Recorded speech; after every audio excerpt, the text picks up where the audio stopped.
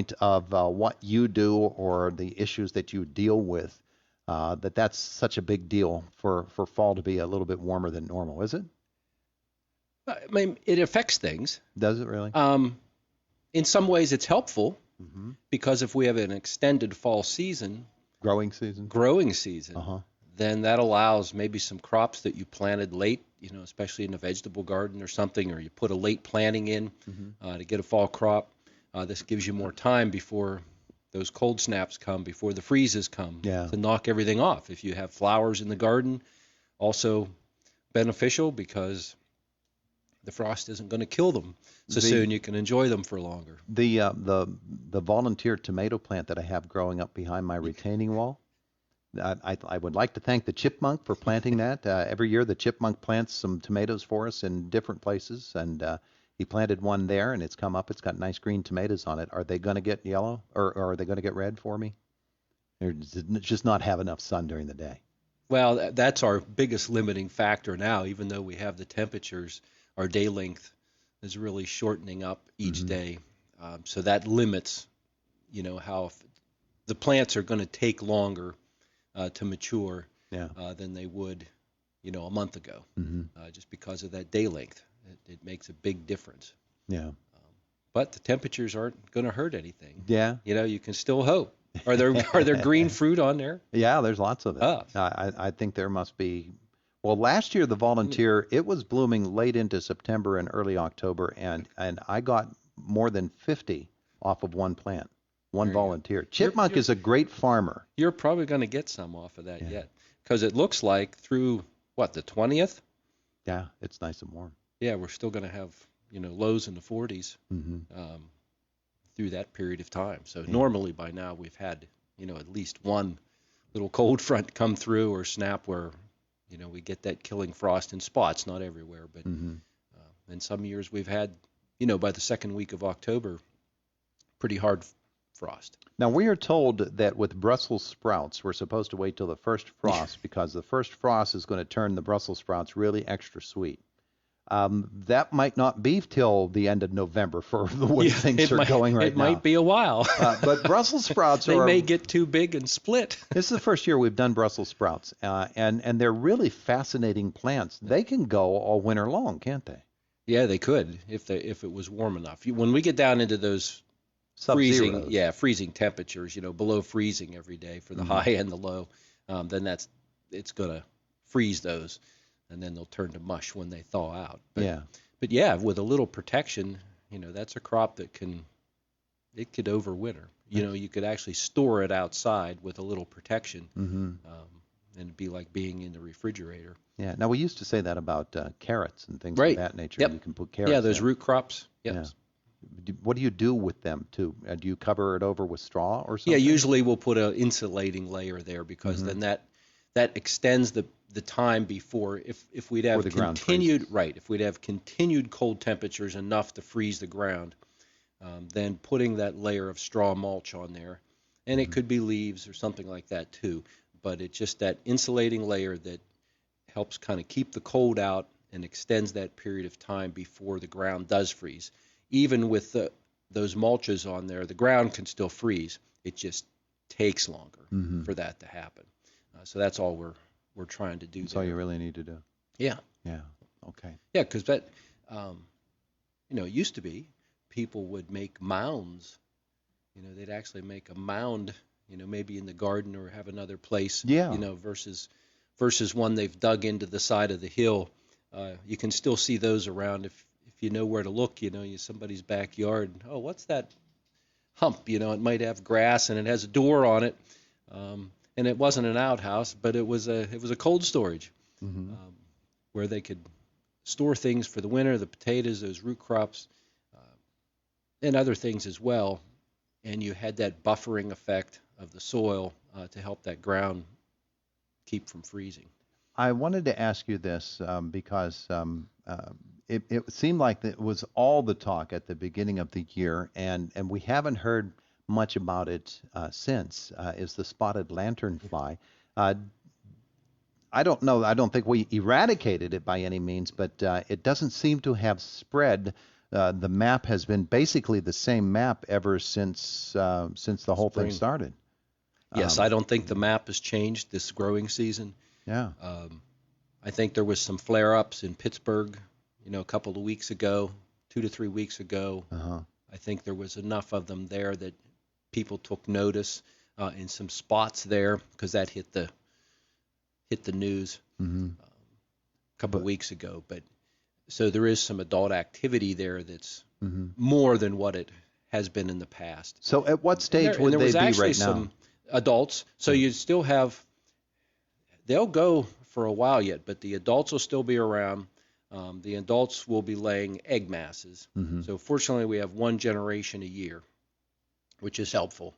Helps slow that spread of that pest.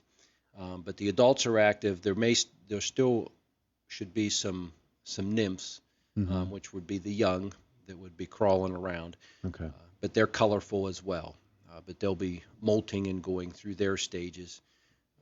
But yeah, you'll have the combination of both, and then the adults will also be starting to lay egg masses at this point. Now, will they get stopped by the cold then?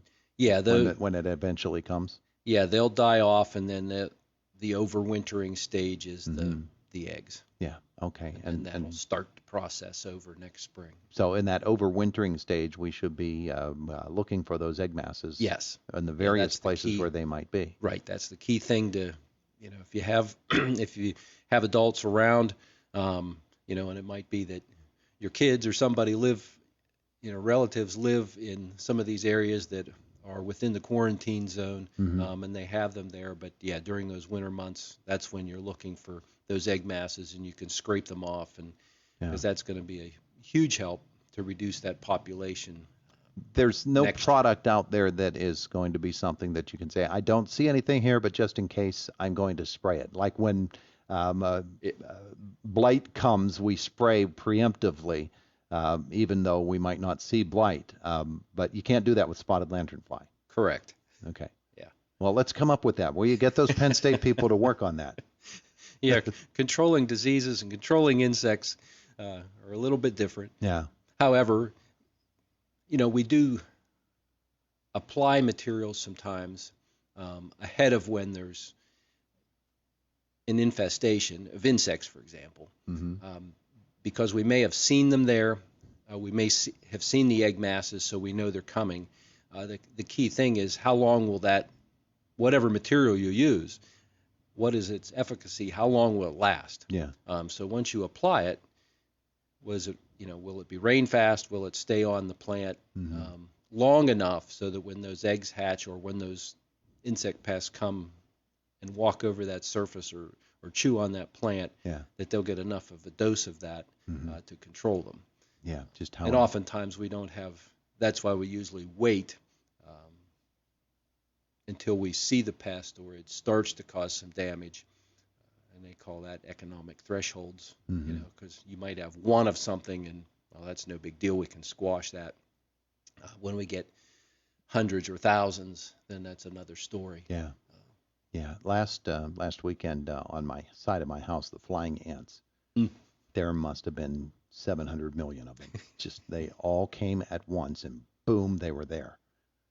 And so that was the flying ant spray, flying insect spray. They laughed at that. You could hear with that many bugs there. You could actually hear them laughing. Yeah. They may have crawled off afterward or flown off afterward and then started to twitch. But it was quite the mess to see. And you get to this time of the year and things like that happen. I wanted to ask you about this, and we don't have all that much time left, but the other night we take our walk, as we do every night, and the neighbor came down the driveway, so we're standing there right at the base of his driveway, and we talked for a good 20-25 minutes. The next day, as we're walking the same area, I look and see that right above on the lowest branch was this enormous hornet's nest, still active with hornets. We were standing right underneath it the whole time. And thankfully didn't bother them all that much, but they were only 10 feet off the ground. We're going to begin to see, of course, when the leaves go down, yes, all of these bees.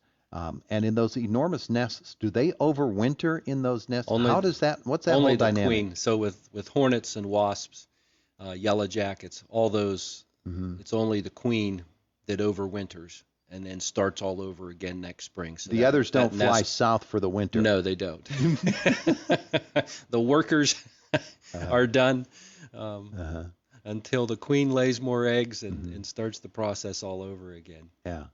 Honeybees, now they overwinter. That And those whole hornets hive's going to be there, but the hornets, they're not going to use that nest again. No, they because won't the use bottom will come out of that. right. And It'll deteriorate. break down, deteriorate, and they'll start all over again. Yeah. So she's in that's it a good thing. when that's happening. She's in that nest. Or she'll go somewhere else where it's a protected place to spend the winter. But she'll still spend the winter in this area. Yes.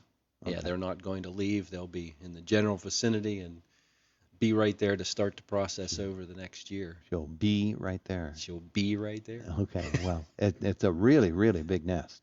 And then, of course, the yellow jackets mostly put their nests in the ground. Mm-hmm.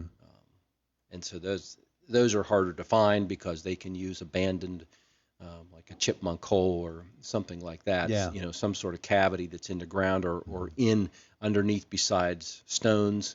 Anywhere there's a cavity there where they can get in the ground that's protected and build their nest. And, then they can surprise us from time to time, as has happened to me over me too. my lifetime. Quite often.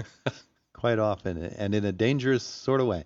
Very dangerous. But, okay, so... We've survived, though. A little bee education there for you. Well, we appreciate that.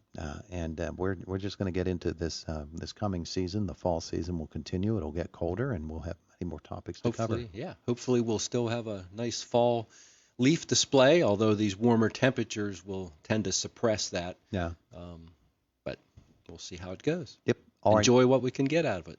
Thanks, sir. You're welcome. He's Bob Pollock from the Extension Service, and it is Indiana in the Morning, presented by First Commonwealth Bank. It is the voice of Indiana County, WCCS 101.1 FM and AM 1160. Fox News is coming up next at the top of the hour. Josh Woodison is in our WCCS newsroom after that. And then we take a look at sports. And in our next hour here on Indiana in the Morning, we'll be talking about the Indiana Free Library, what used to be called Evening in the Stacks. During the pandemic, our farmers stepped up in a big way to feed our neighbors in need through milk drives and donations. And they're proud to produce wholesome, nutritious, and delicious milk for you. You can fuel your family and support our farmers by choosing PA Dairy and the PA Preferred logo or Code 42, or buying milk from your local farm market. Thanks to all our milk-loving customers.